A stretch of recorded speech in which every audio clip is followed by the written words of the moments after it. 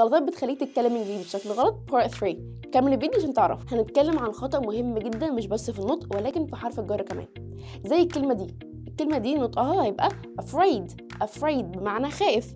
لو عايزة اقول خائف من، لو هترجمها ترجمة حرفية هتبقى afraid from. ما هو من يعني from، يبقى afraid from. وده الخطأ لأن الصح بتاعها هقول afraid of. ناخد بالنا هنا أنا قلت afraid of، يعني هنا ناخد بالنا النطق هي of. طب ليه ما قلناش of؟ لا، لأن هنا لما بيكون عندي f واحدة بقولها of as إن هي v، هتبقى afraid of. طب امتى بقول of لو عندي double f، ودي مش بتيجي مع afraid خالص.